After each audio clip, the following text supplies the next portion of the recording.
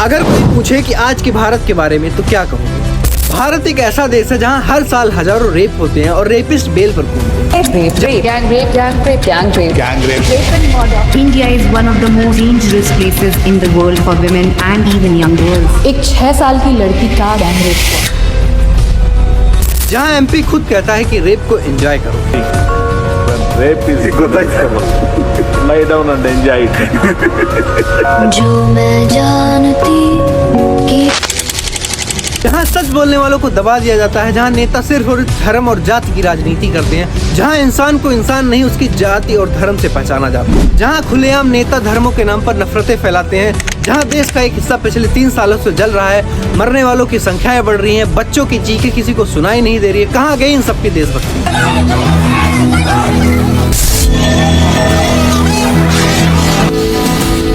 13 months after Manipur erupted in ethnic violence. Today I am going to break the ego of all Indians. जितना हम अपने आप को विश्वगुरु समझते हैं ना, उसका 1% भी नहीं है।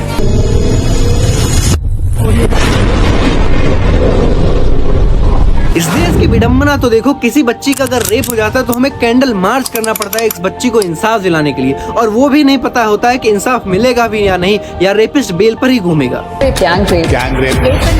India is one of the most dangerous places in the world for women and even young girls. Private school में 3 साल की बच्ची के साथ कथित तौर पर रेप। बच्चे सुसाइड कर रहे हैं, पेपर लीक हो रहे हैं, टीचर सड़कों पर मार खा रहे हैं और गवर्नमेंट चुप।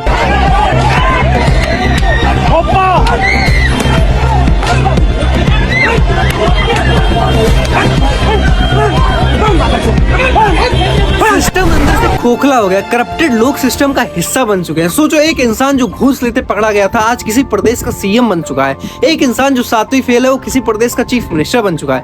एक इंसान जिसकी हेल्थ आईसीयू वाली है वो हेल्थ मिनिस्टर बन चुका है, और जो 10वीं पास है वो एजुकेशन मिनिस्टर बन चुका है। देश के लोगों के पैसों से पार्लियामेंट चलता है, और इस देश के नेता पार्लियामेंट में बैठ करके डेवलपमेंट की बातें छोड़ करके वो वंदे मातरम पे डिबेट कर रहे हैं। कांग्रेस ने वंदे मातरम पर समझौता कर लिया, वंदे मातरम के टुकड़े कर दिए। जिन्ना को वंदे मातरम से दिक्कत थी और जिन्ना को मुन्ना को वंदे मातरम से दिक्कत है। इस देश के कई अनपढ़ नेताओं को लगता है अनएम्प्लॉयमेंट, रेप केसेस, डेवलपमेंट, इन सबसे बड़ा मुद्दा ये है कि कहीं समोसा छोटा मिल रहा है तो कहीं बड़ा मिल रहा है, कहीं कटोरी पर छुट्टा में दे देला, कहीं बड़का मिला, कहीं छोटा समोसा मिलता, कहीं बड़ा मिलता है। किसी अब तो इस देश के जुडिशरी सिस्टम पर भी भ्रष्टाचार का आरोप लगने लगा है, क्योंकि जजेस के पास से इतने करोड़ों के पैसे निकल रहे हैं जिनका कोई हिसाब नहीं, कोई प्रूफ नहीं। इस देश का पॉल्यूशन बढ़ रहा है, महंगाई बढ़ रही है, करप्शन बढ़ रहा है, दिल्ली का एक्वाय बढ़ रहा है, डॉलर की वैल्यू बढ़ रही है, क्राइम रेट बढ़ रहा है, पार्लियामेंट में ज्यादातर क्रिमिनल भरे पड़े हैं, रेपिस्ट आज भी खुलेआम घूम रहे हैं, और गोदी मीडिया सिर्फ एक इंसान चाटुकार कर रहा है। एक पैकेट मेलोडी की कीमत तुम क्या जानो राहुल बाबू। मेलोडी इतनी चॉकलेटी क्यों है? मेलोडी ऑनलाइन मिलनी इस समय मुश्किल हो गई है कि जो मेलोडी टॉफी हमारे देश की बेटियां सुरक्षित नहीं है और इनको धर्म खतरे में नजर आ रहा है। हमारे गांव में अच्छे स्कूल कॉलेजेस नहीं है, बेसिक रिक्वायरमेंट तक फुलफिल नहीं होती है, और इन नेताओं के बच्चे विदेशों में पढ़ रहे हैं। हम बेरोजगारी से जूझ रहे हैं और ये हमें धर्मों में लड़वा रहे हैं। हमारे घर में साफ पानी तक नहीं है, वाटर क्वालिटी इंडेक्स में भारत 120 नंबर पर है, और ये हमें आस्था के नाम पर मूत्र पिला रहे हैं। गर्मियाँ आ चुकी हैं, क्या पी रहे हैं आजकल, रूह अफ़ज़ा या गुलाब शरबत? मैं गौमूत्र फॉलो बहुत पीता हूँ, and I'm telling you it is very good for health. Global water quality index में हम 120 नंबर पर आते हैं आउट ऑफ 122 कंट्रीज। ये तो सिर्फ एक रैंकिंग। हम ग्लोबल हंगर इंडेक्स में 102 नंबर पर हैं, प्रेस फ्रीडम रैंकिंग में 151 नंबर पर है, करप्शन रैंकिंग में 91 पर हैं, हेल्थ केयर एक्सेस में भी हम 145 नंबर पर हैं। बाय द वे हम टॉप 10 में भी आते हैं। वर्ल्ड मोस्ट पॉल्यूटेड कंट्री में 6 नंबर पर हैं, और चाइल्ड माल न्यूट्रिशन में हम लिटरली 2 नंबर पर हैं, और फूड वेस्टेज में भी हम 2 नंबर पर हैं। शरद तो आ रही होगी ना ये सारी रैंकिंग सुन करके, बट उन्हें नहीं आ रही है। उनसे पूछो तो कहते हैं कि कांग्रेस ने 70 सालों में क्या किया। ये तो वही बात हो गई। मान लेते हैं मैंने एक घर रेंट पर लिया, और जिसको मैंने पैसे दिए वो प्रेजेंट में जो मोदी जी हैं, और जो पास में उस घर का मालिक था वो राहुल थे। और अगर मान लो मेरे घर में अभी कोई प्रॉब्लम आ रही है या फिर पानी टपक रहा है, कुछ हो रहा है, तो मैं जाकर के मोदी जी से कंप्लेंट करूंगा ना कि राहुल से। और यही मेरा सवाल प्रेजेंट गवर्नमेंट से। जब मैं प्रेजेंट गवर्नमेंट को टैक्स दे रहा हूँ तो मैं प्रेजेंट गवर्नमेंट से ही क्वेश्चन करूंगा, उनसे ही जवाब मांगूंगा। पिछले गवर्नमेंट में अच्छा किया, बुरा किया, नहीं किया, उसका पोस्टमार्टम करके कुछ नहीं मिलने वाला।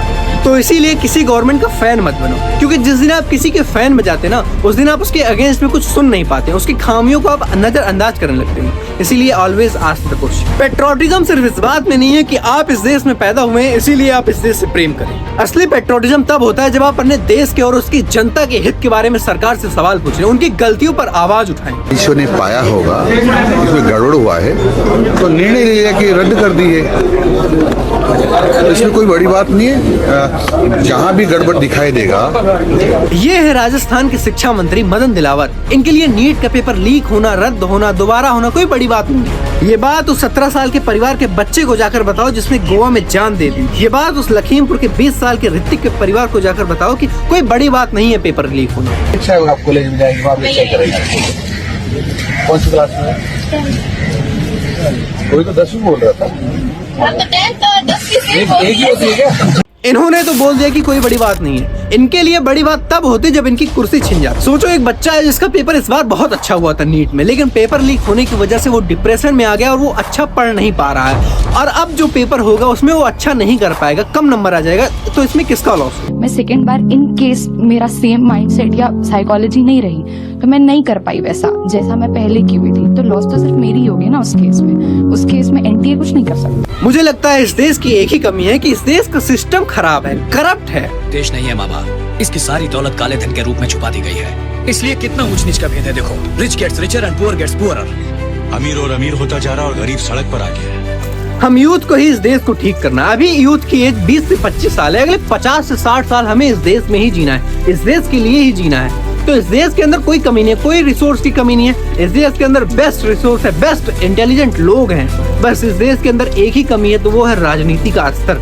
बस ठीक करना है तो राजनीति, क्योंकि लोग भटक गए हैं जब से राजनीति और धर्म एक साथ मिल गए। साथ ही इस देश का नेपोटिज्म खत्म करना है। मेरी एक गुजारिश है प्रेसिडेंट से कि इस देश के अंदर एक कॉन्स्टिट्यूशनल अमेंडमेंट बिल पास करो जिसके अंदर ये हो कि कोई भी पॉलिटिशियन हो, कितना भी बड़ा पॉलिटिशियन हो, वो कभी जाति और धर्म की बातें नहीं कर सकता अपने रैलियों में, अपने भाषण में। और अगर उसने किया तो उसको अपने पद से रिजाइन करना पड़ेगा, चाहे वो कितना भी बड़ा पॉलिटिशियन क्यों ना, और उसको 20 साल के लिए डिस्क्वालीफाई किया जाएगा इलेक्शन से। इस देश की विडंबना तो देखो, आज की राजनीति बस धर्म तक ही सीमित रह गई है। अंग्रेजों से तो आजादी मिल गई, पर यहाँ के लोगों में आज भी गुलामी की ही मानसिकता है। अगर इस देश के बदलाव की सबसे पहली सीढ़ी चढ़नी है तो सबसे पहले हमें न्यूज चैनल को ठीक करना पड़ेगा। So thank you so much to all of you. If you are new on this channel please subscribe it. Thank you. जय हिंद, जय भारत।